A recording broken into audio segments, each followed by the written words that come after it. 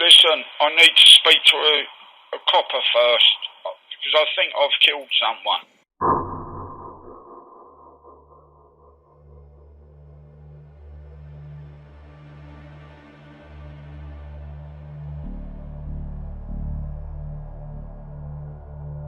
The David Guy killing was one of the most gruesome homicides to take place in Portsmouth in recent memory, and sent shockwaves through the city and beyond. On July the 3rd, 2012, a group of foreign students on holiday in Southsea made a disturbing discovery on the rocks at the beach. The unfortunate group came across a torso wrapped in a pink shower curtain, stuffed inside a plastic bin. 3 days later, police found a pair of legs at another spot on the beach, after forensic teams were seen combing the area and taping off locations. The body would later turn out to be that of 30-year-old David Guy, who lived in a camper van in Southsea. Well, murder cases by any definition are always going to be grisly affairs, but this one in particular really stood out.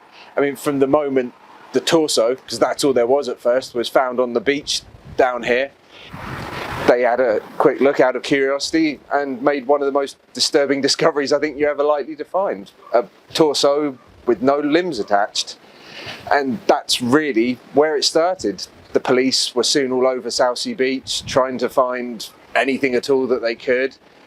The head, the arms, they were never found. It took them quite a while even to identify that it was David Guy who was the deceased. It was just one of those really, really disturbing cases. The Home Office pathologist was unable to say what the exact cause of death was, but said the marks on the torso indicated the man suffered a sustained and violent assault sometime between June the 30th and July the 3rd.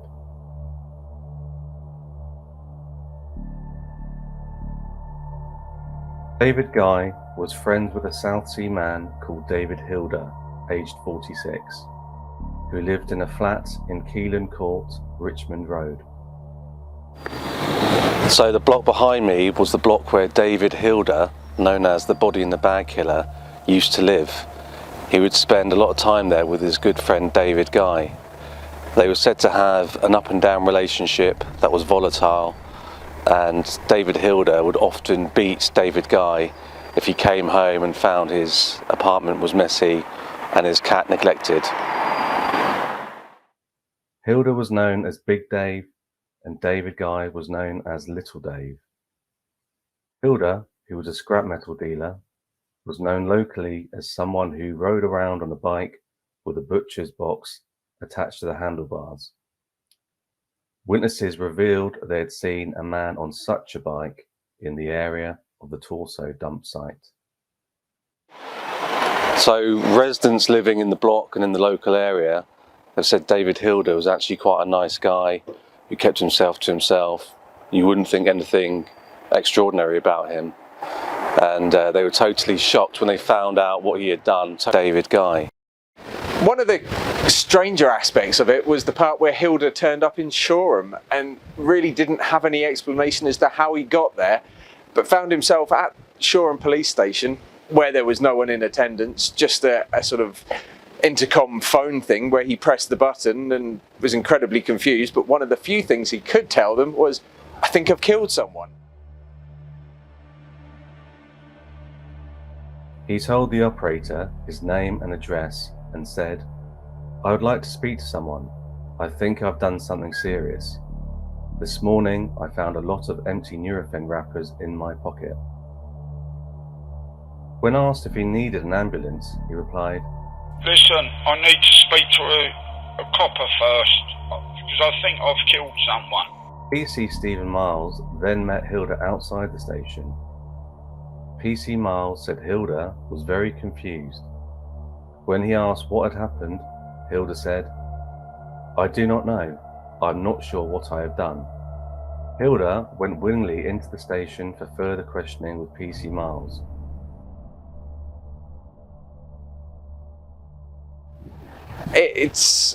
But he wasn't sure how or where or who. He just couldn't connect the dots together other than, "I think I've killed someone."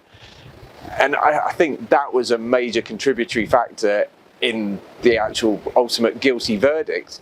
Especially, there was also forensic evidence tying him to the body part, the torso that was found there on the beach. There were cat hairs and blood was found in his home as well. But it was, yeah, there was never any weapon found. Who knows? Probably somewhere there, out there in the Solent. Hilder was taken to hospital after saying he thought he had taken an overdose. Meanwhile, police checked his flat and found nothing suspicious. When Hilder was told this by Sussex police, he was said to have been visibly relieved and said, "It must have been all in my head then." After medical checks, Hilder was discharged and put on a train back to Portsmouth. Investigations into the relationship between the two men revealed a history of violence. David Guy was said to have accepted food from Hilder and showered in his flat. In return, he was supposed to take care of Hilder's cat, Tinker. When Hilder returned home to find his place a mess and Tinker neglected, he would often beat David Guy. On July the 8th, police arrested Hilder for killing David Guy. He denied having anything to do with the death or dismemberment of the body. A year after the grim discovery of David Guy's torso, Hilder was on trial at Winchester Crown Court for murder, with manslaughter as an alternative. And when it came to trial and David Hilder was put there in the dock, it soon became very clear that this wasn't an open and shut case. And Hilder himself, straight off the bat, it was made very clear that he had a very low IQ. If the median IQ is 100, his was in the low 60s, which put him in the bottom 2% of the population in terms of IQ. And when the QCs, as were, spoke to him, it was often clear that they weren't moderating the way they spoke to him to take into account his low intelligence. And he had no idea what they were asking him or asking of him. And yeah, it did sometimes feel like the deck was stacked against him in that respect. But he was ultimately found guilty of manslaughter. And even at the start of the trial, there were some things that as often happens at the beginning of any lengthy trial, they were talking about what evidence should be put in front of the jury exactly, and there was toing and froing between both the defence and the prosecution. And there was, I remember in particular, a really upsetting series of pictures of the body parts, and it was ultimately decided that it didn't serve any extra purpose to show these to the jury. And but it was clear over the course of the 3 weeks that it just wasn't a clear-cut case. There was no murder weapon ever found. They never were able to firmly establish the scene of the murder, which, when you consider how it was meant to have happened, it would have been a very grisly, messy scene. And given that Hilder, as I said, was a man of very low IQ, he was supposed to have been able to cover all this up, dispose of the weapon, dispose of the body parts. The jury took them 17 hours over the course of 3 days, I think it was, to actually come to a verdict. And the fact that it was a majority verdict accepted in the end of 10-2 shows just how difficult it was for that jury to reach the verdict. The trial heard how the precise relationship between the two men will never be known. It was said that Hilder killed David Guy and dismembered his body in a painstaking and deliberate way. Hilder then used his distinctive bike with a box on the front to transport the parts to other locations.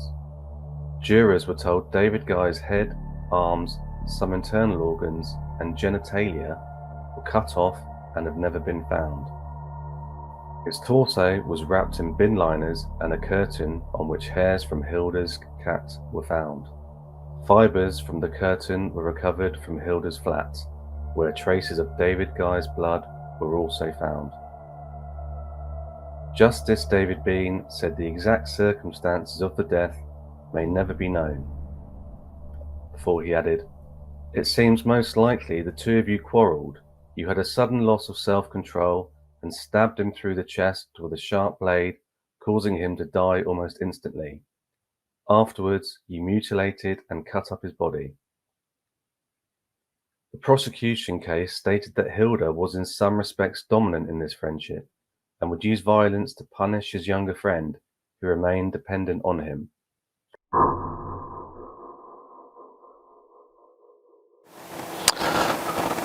After the verdict, David Guy's father, Michael, said in time he would come to terms with the death of his son. However, he would never accept how his son's body was cut up into different bits. The killing caused shock and fear in the community, with the block where David Hilder lived still synonymous to this day as being where the body in the bag killer used to live. Yeah, it still stands out in my mind as a really, really tricky, difficult and incredibly horrible case in Southsea history. I feel very sorry for David Guy's family, because there are so many unanswered questions about it all. It's just a rather unpleasant chapter for everyone who was involved. David Hilder has served 10 years of his 12-year term and is due to be released back into the community in 2 years in 2025. Questions still remain over where the body parts are and why he carried out the brutal killing.